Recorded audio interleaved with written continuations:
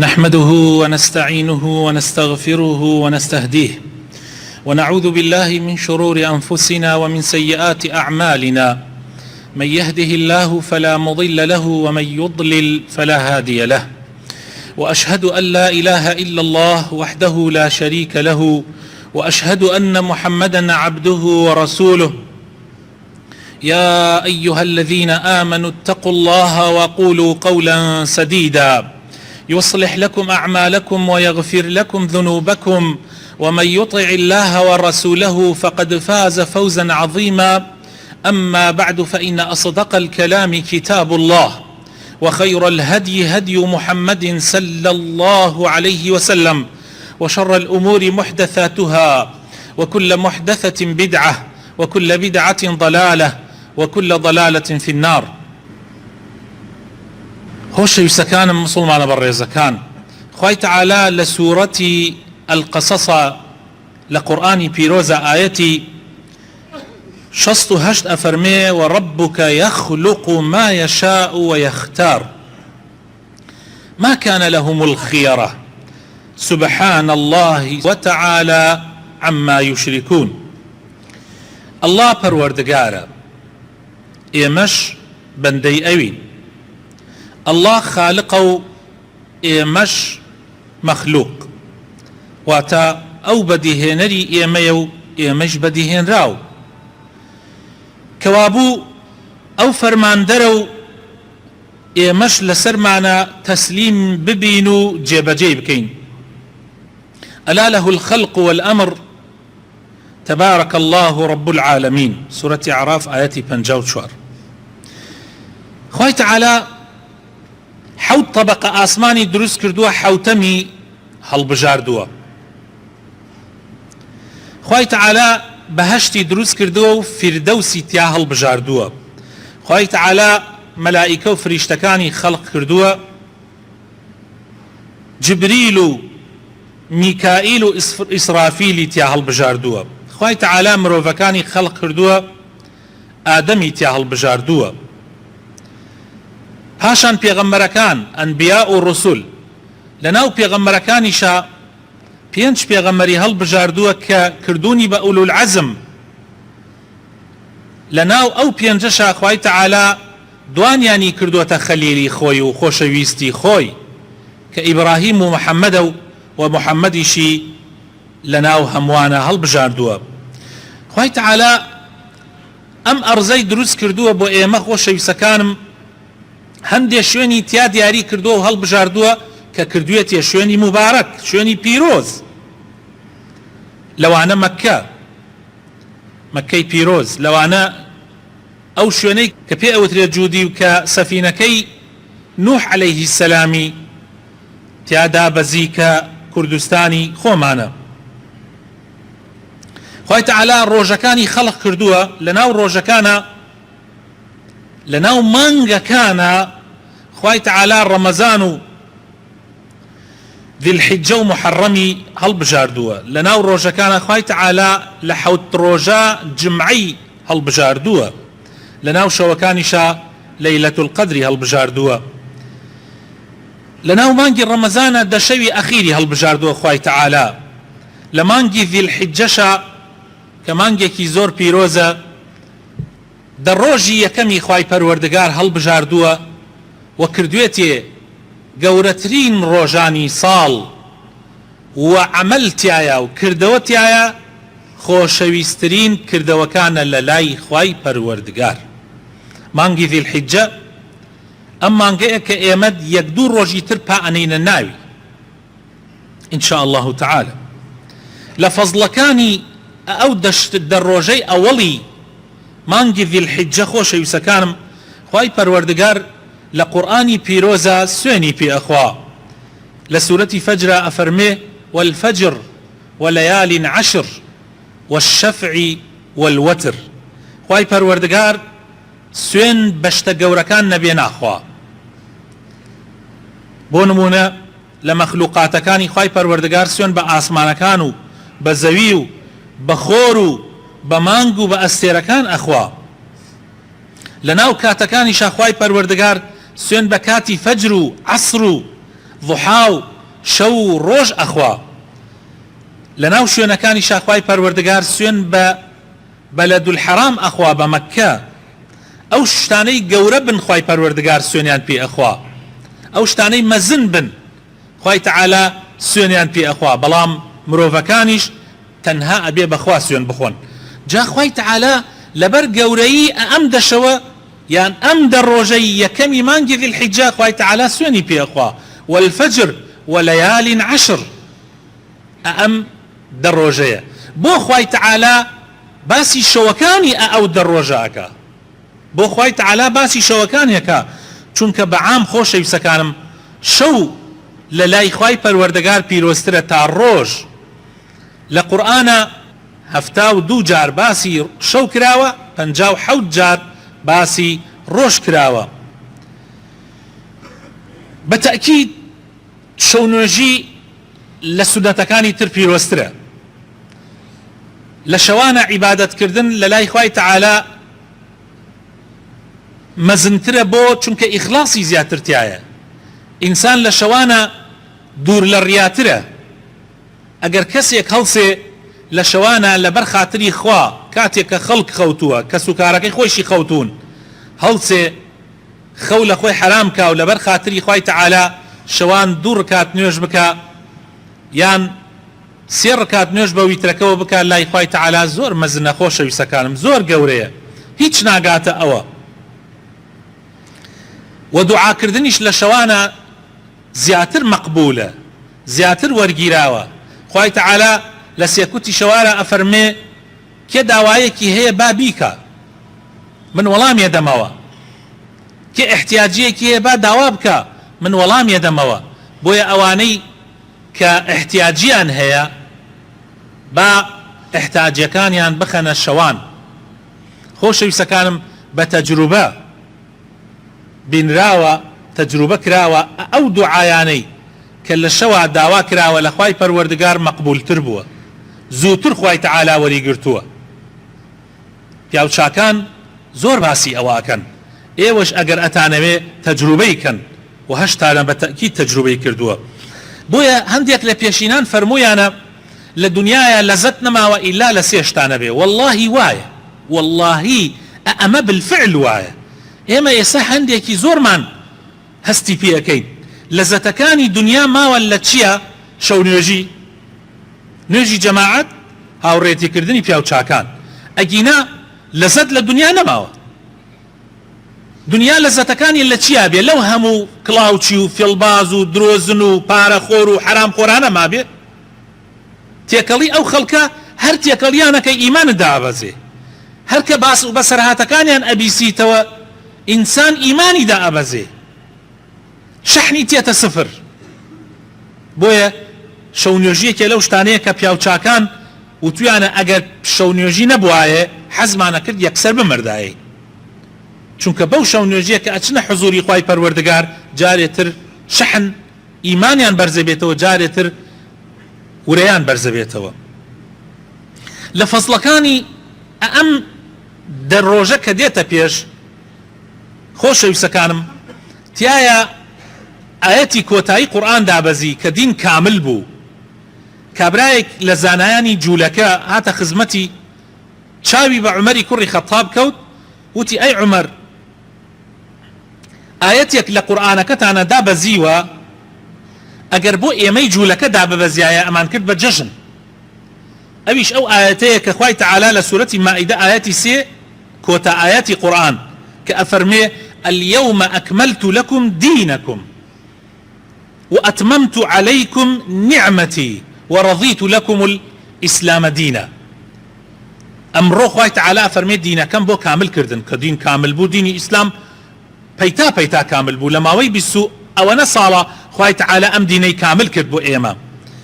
گەورەترین نعمەتی خوای پەروەردگارە بەسەرمانەوە کە دین کامل بوو ئەم ئیسلامە جوانە پاکە ئەگەر وەک خۆی وەری بگری پیرۆزترین بەرنامەی سەرزەویە پاکترین بەرنامەی سەرزەویە ئەگەر جێبەجێی بکەی بۆ تاکی ئینسانەکان بۆ خێزانەکان و بۆ کۆمەڵگاکە شەر هەمووی جا ئیمامی عومەریش بەو کابرا یەهودیە وتی من ئەزانم ئەم ئاەتە لە چی شوێنێکا دابەزی و چی کاتێکیش دابەزی ام آياتا لعرفاتا دابزي كاتي بيغمر صلى الله عليه وسلم حج اخيري كد لعرفاتا دابزي سر بيغمر صلى الله عليه وسلم هشتار روش بيش وفاتي بيغمر صلى الله عليه وسلم واجزانم للروج جمعيا دابزي یەکێکی تر لە فەزڵەکانی ئەم دەڕۆژە خۆشەویستەکانم زۆربەی عیبادەتەکانی تیا کۆ بێتەوە. ئیمامی ئیبن حەجەری عەسقەلانی لە کتێبی فەتح الباریە ئەفەرمێ یەکێ لە ئەسبابەکانی پیرۆزی ئەم دەڕۆژە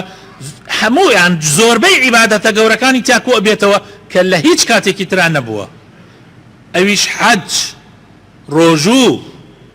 نوێژ، زکر، ئەمانە هەمووی سەدەقەکردن و خێرکردن، ئەمانە هەمووی لەوەیە کۆ بێتەوە، لە هیچ کاتێکی تر ئەمانە نییە. لە کاتەکانە تر هەنێکی هەیە بەڵام هەر هەمووی کۆ نابێتەوە. یەکێکی تر لە پیرۆزەکانی ئەم دەڕۆژە خۆشەویستەکانم، ئەم دەڕۆژە پێغەمبەری خوا صلی الله عليه وسلم شایەتی گەورەی ئەو دەڕۆژەمان بۆدا لە حەدیثێکە کە ئیمامی بوخاری ئەیگەڕێتەوە فەرمێ لە حەدیثەکە طبعا ڕەقەمی 969 ئیمامی بوخاری و ئیمامی ئەبو داود و کۆمەڵێتر لە ڕاویەکانی حەدیث ئەیگەڕنەوە ئەفەرمێ پێغەمبەر صلی الله عليه وسلم ئەفەرمێ هیچ ڕۆژانێک ئەوەندەی ئەم دەڕۆژە گەورە نییە کە عەمەلی تیا بکەی، کردەوەی چاکەی تیا بکەی، هیچ ڕۆژانێ و هیچ ڕۆژانێ ئەوەنەی ئەم دەڕۆژە لای خوا خۆشەویست نییە کە کردەوەی تیا بکەی. زۆر گەورەیە، زۆریش خۆشەویستە کاری کردەوەی چاکەی تیا بکەی. وتیان ئەی پێغەمبەری خوا تەنانەت جیهادکردنیش ئەوەنەی ئەوە گەورە نییە؟ ئاخر جیهاد گەورەترین کارە. خۆشەویستەکانم هیچ شتێونەی جیهاد گەورە نییە کە تۆ ڕوحی خۆت ئەەکەیتە قوربانی دینی خوا، ڕوحی خۆت ئەەکەیتە قوربانی پەیامی خوا، ڕوحی خۆت ئەەکەی بەخت ئەەکەی بۆ ئەوەی خەڵکی خوا بەختەوەر بن. زاڵم نەیە مسەڵەت بێتە سەریانە ستەمیان لێ بکە، هیچ شتێوەنەوە گەورە نییە. وتیان حتا ئەم دەڕۆژە کردەوەتیان لە جیهادیش گەورەترە، فەرمووی تەنانەت لە جیهادکردنیش گەورەترە، ئیلا مەگەر کەسێ بڕوا بۆ جیهاد بە ماڵەکەی و بەخۆی و ماڵەکەیەوە ئیتر نەگەڕێتەوە، یعنی شەهید ببێ، ئیتر کەسێک شەهید ببێ ئەوە لە هەموو شتێک گەورەترە. بۆیە پێغەمبەر صلی الله عليه وسلم لە ڕیوایەتێکی تری ئەو حەدیثە ئەفەرمێ ئەوەندە گەورەیە لە دەستی مەدەن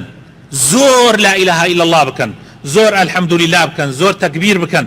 زۆر ئەستەغفر الله بکەن، زۆر سەڵاوات لەسەر پێغەمبەر بدەن صلی الله عليه وسلم. ئەمە فرسەتە. ذکرکردن لە ئەو ڕۆژانە لە هەموو ڕۆژەکانی تر گەورەترە. ئەنەسی کوڕی مالک ئەگەڕێتەوە ئەفەرمێ ئێمە لە سەردەمی ئێمە سەردەمی سەحابە پێمان گەیشت بوو کە ئەم دەڕۆژە هەر ڕۆژێکی بەقەدەر 1000 ڕۆژە و ڕۆژی عەرەفاتیش کە نوێم ڕۆژێتی بەقەدەری 10,000 ڕۆژە. خۆشەویستەکان زۆر گەورەیە فەزڵی ئەمە. یەکێکی تر لە فەزڵەکانی ئەم دەڕۆژە خۆشەویستەکانم مسڵمانە بەڕێزەکان عەرەفاتی تێکەوێ. نوێم ڕۆژی عەرەفاتە خۆشەویستەکانم. پێغەمبەری خوا ئەفەرمێ صلی الله عليه وسلم الحج عرفة، يعني گەورەترین ڕوکنی حەج عەرەفەیە، يعني هەر کەسی عەرەفات تەواو بکە حاجیە. بۆیە زۆر گەورەیە خۆشەویستەکانم. و طبعا بۆ ئەوانەی حاجی نین ڕۆژوگرتنی ڕۆژی عەرەفە ئەزانن چەنە خێری زۆرە. ڕۆژوگرتنی ڕۆژی دووشەمە ئەم دووشەمە نا دووشەمەکەی داهاتوو پێغەمبەری خوا ئەفەرمێ صلی الله عليه وسلم ئەبێتە مایەی کەفارەتی گوناحی ساڵێکی پێش و ساڵێکی پاش. قەت نەبووە لە هیچ شوێنێکی ترە ئیلا لە عەرەفەیان نەبێ. و پێغەمبەری خوا ئەفەرمێ صلی الله عليه وسلم لە حەدیثی صحیحە خەیر الدعاء دعاء يوم عرفة، باشترین دوعا دوعای ڕۆژی عەرەفاتە. حەقە ئەو ڕۆژە ئینسان لەدەست نەدا لە دوعاکردنە، باشترین دوعایە. و هیچ ڕۆژێ شەیطان ئەوەندەی ڕۆژی عەرەفە بە زەلیلی و سەرشۆڕی نەبینراوە. هیچ ڕۆژێ ئەوەندەی ڕۆژی عەرەفە شەیطان سەرشۆڕ نییە، لەبەرەوە لە دەستی مەدەن. و هەروەها لە فەزڵەکانی ڕۆژی ئەبدە ڕۆژە خۆشەویستەکانم ڕۆژی دەیەمی ڕۆژی جەژنی قوربانە، یەوم النەحر. الله ڕۆژی جەژنی قوربان خۆشەویستەکانم لحديث صحيحة هاتوا في غمرة فرمي صلى الله عليه وسلم إن أعظم الأيام عند الله تبارك وتعالى يوم النحر ثم يوم القر. گەورەترین ڕۆژانی خوا ڕۆژی دەیەمی ئەم کە بریتە لە چی؟ ڕۆژی جەژنی قوربان، کاتی حەج تەواوە بێ و عەرەفات تەواوە بێ و حاجەکان ئەبن بە حاجی ئیتر زۆر گەورەیە زۆر. پاشان ڕۆژی قەڕ ڕۆژی دوای ئەوە کە حاجەکان لە مینام ئیستقرارەکەن، قەڕ لەوەوە هاتووە یعنی لەوێ نیشتەجێ ئەبن. لە ڕۆژی جەژنی قوربانە ڕەجمی جەمەرات کە کوردی خۆمان پێڵێن ڕەجمی شەیتان لەو ڕۆژەیە ڕۆدا. ڕۆژی جەژنی قوربان تایە حاجەکان سەرەتاشن یان کورتێکەنەوە. ڕۆژی جەژنی قوربان ڕۆژی قوربانیکردنە، ڕۆژی هەد سەربڕینی هەدیە لەلایەن حاجەکانەوە، ڕۆژی تەوافی ئیفاضەیە، ڕۆژی سەعی بەینی سەفا و مەروایە، ڕۆژی جەژنە، ڕۆژی نوێژی جەژنە، مسلمانان لەوێ نوێژی جەژنەکەن، ڕۆژی سەربڕینی قوربانیەکانە لەلایەن هەموو مسلمانانەوە، ڕۆژی گردن ئازاییە، بۆیە زۆر ڕۆژێکی پیرۆزە و پێی ئەوترێت جەژنی گەورە، پێی ئەوترێت جەژنی گەورە. بۆیە ئەم دە ڕۆژە کە ها لە پێشمان زۆر گەورەیە و لە دەستی خۆتانی مەدەن خۆشەویستەکانم. تەوبەیەکی ڕاستەقینە بکەن چونکە هەموو گوناحی بە تەوبە ئەسڕێتەوە و هەوڵ بدەن عەزم بکەن ئەم دە ڕۆژە بە ئاسانی لە دەستان دەرنەچێ. هەر کەسێ بڕیار بدا خوای تەعالا ئینشاء الله هاوکارێتی. والذین جاهدوا فینا لنهدینهم سبولنا. تۆ بڕیار بدە خوای گەورەش هیدایەت دەدا سەرکەوتوتەکە. هەوڵ بدە خۆشەویستەکانم ئەم دە ڕۆژە دوور بگرێ لە گوناحەکان. خۆ ئەبێ هەموو کاتێ تۆ دوور بگری، بەس ئەم دە ڕۆژە بە تایبەت لە دەستی خۆتی دەرمەکە حەیفە گوناحی تیا بکەی. بڕێشتێ لەم دە ڕۆژە زۆر گرنگە. ئەگەر خوا بیکاتە نسیب کەسی حەج یان عومرە بکە زۆر گەورەیە و بەداخەوە ئێستا ئەم وەزعەکە دروست بووە. هیوادارم ئینشاءڵڵا کۆ تا ساڵی ئەو ناخۆشیانە بێ کە حاجەکانمان نەچوون بۆ حەج. بەڕاستی گەورەترین ئیشە پێغەمبەری خوا فەرمێ صلی الله عليه وسلم عومرە بۆ عومرە ئەبێتە کەفارەتی نێوانیان و حەجی مەبرور حەجێ لەسەر سنەتی پێغەمبەر صلی الله عليه وسلم ليس له جزاء إلا الجنة. الله تەنها بەهەشت پاداشتەکەیەتی. خۆشبەختی بۆ حاجیانەی کە هەڵ نەگەڕیانەتەوە کە هێشتا پەیامی حەجەکەیان نەدۆڕاندووە. ڕۆژوگرتنی ڕۆژی ئەم نۆ ڕۆژە لە سنەتی پێغەمبەر هاتووە صلی الله عليه وسلم، بەڵام ڕۆژی نۆیەمی زۆر جەختی لەسەر کراوەکو ئێستا لە حەدیثەکە باسمان کرد ئەبێتە کەفارەتی گوناحی ساڵێک پێش و ساڵێک پاشوەکو لە ڕیوایەتی ئیمامی موسلمە هاتووە. ئیمامی نەوەوی ڕەحمەتی خوای لێبێ ئەفەرمێ خۆشەویستەکانم، ئەفەرمێ ئەم ڕۆژوگرتنی ئەم نۆ ڕۆژەکە لە کوردەواری خۆمانە پێ ئەوترێ نۆمینەی حاجیان، ئەفەرمێ مستحب استحبابا شديدا، ئەفەرمێ زۆر زۆر سنەتە، زۆر زۆر سنەتە. بۆیە لە دەستی خۆتانی مەدەن نوێژە سنەتەکان. خۆشەویستەکانم نوێژە سنەتەکان بەڕاستی ئینسان بە فەرزەکان دینی کامل لەبێ. هیچ شتێ لای خوای تەعالا ئەوەنەی نوێژە فەرزەکان گرنگ نییە، ئەوەنەی فەرزەکان بەعام گرنگ نییە، بەڵام بەردەوام ئینسان لە دوای فەرزەکان زیادە ئەکا، نوێژە سنەتەکان ئەکا. بەو نوێژە سنەتانە لە خواوە نزیک ئەبێتەوە تا خوا خۆشی ئەوێ، وەکو لە حەدیثی قودسیە هاتووە. ئەفەرمی ئەوەنە خۆشمەوێ ئەبم بەو چاوانەی کە پێ ئەبینێ، ئەبم بەو دەسانەی کە شتی پێ ئەڵەگرێ، ئەبم بە پیانەی کە پێی ڕێیەکا. یعنی ئەبی بە ئینسانێکی خوایی بە دینی خوا بە شریعەتی خوا ئەجوولەیتەوە، بە ئەمری خوا هەڵسوکەوتەکەی خوا ئەتپارێزێ لە گوناح لە تاوان. ئەو کەسانی کە نوێژە سنەتەکان ئەنجامەدەن زۆر کارەکانیان گەورەیە.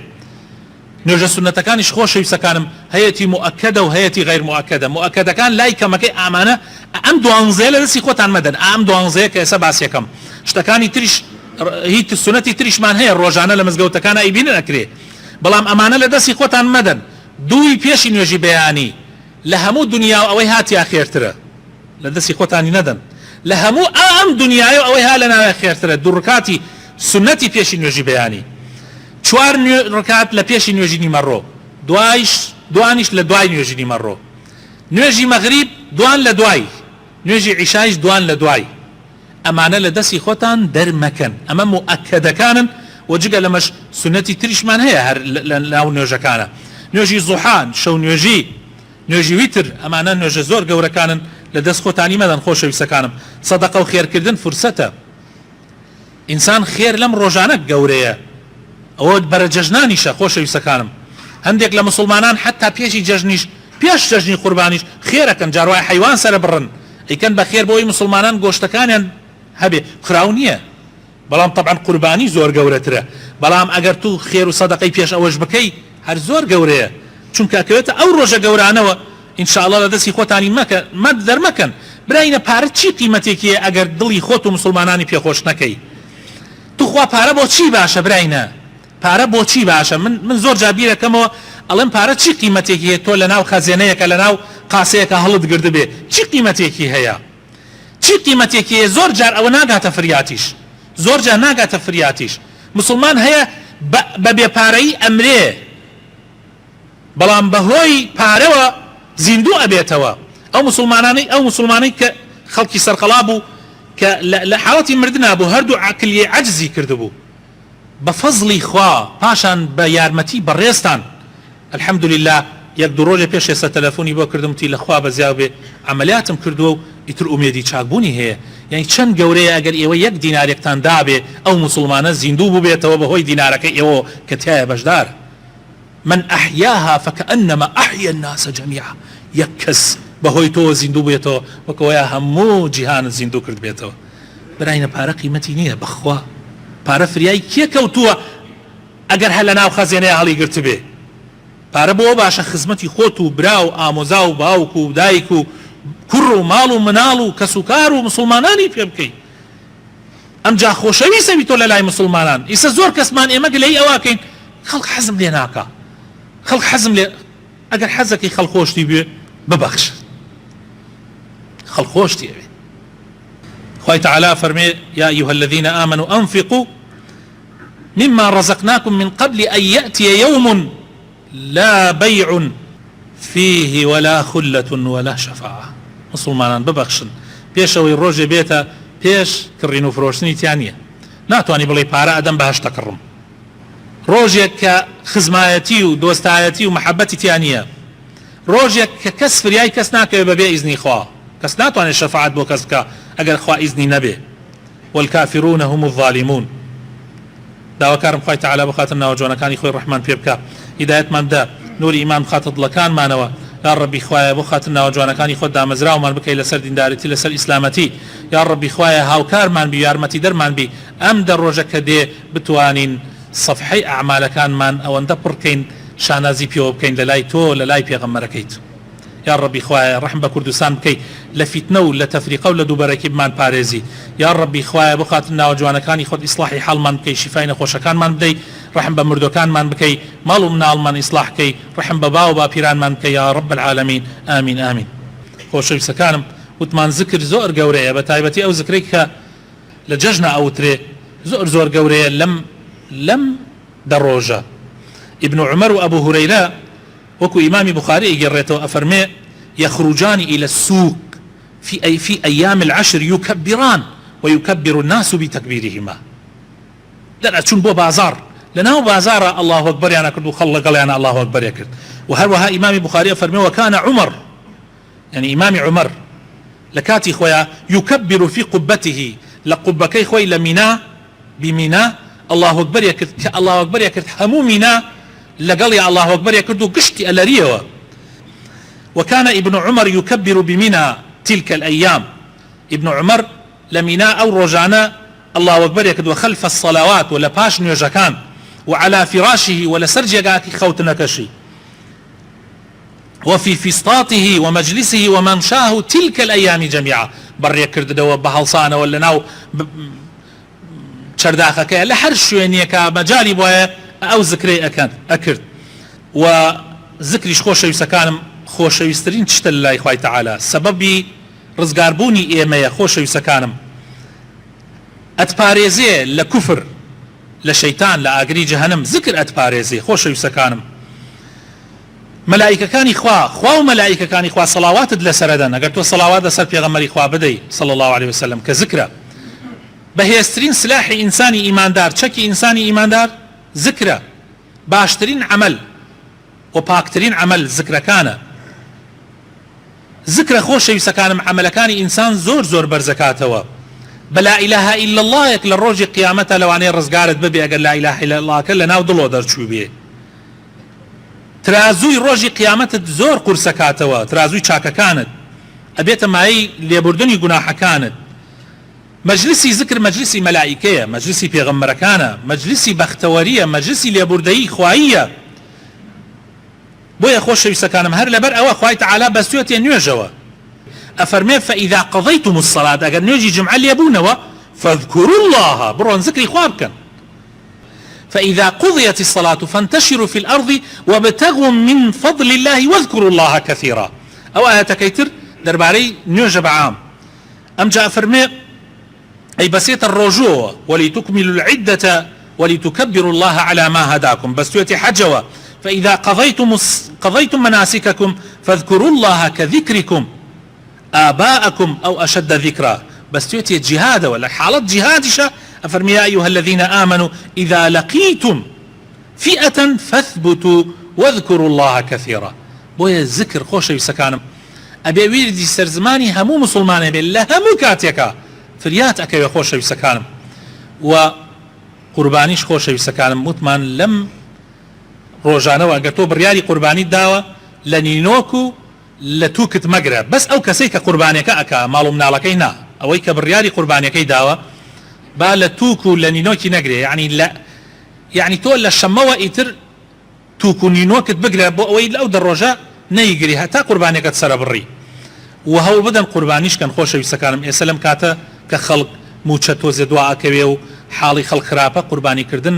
ئەوەنەی ترە خێرەکەی زیاترە فرسەتە خۆشەویستەکانم نیەتی لێبێنە و خوای تەعالا ئینشاء الله فریات ئەکەوێ و هاوکارتە بێ و یارمەتیت ئەدا ئینشاء الله تعالی هەوڵ بدەن حیوانی باش بە حیوانەکە کە هەڵێ بژێرن قەڵەو بێ نەخۆشیەکی نەبێت کە دیار بێت کوێر نەبێ شەل نەبێ و لەڕیش نەبێ و پیریش نەبێ لە ئەم سیفاتانە زۆر گرنگ لە قوربانیە هەبێ و خوای تەعالا بخواتن ناوجوانەکانی خۆی ڕەحمان پێ بکە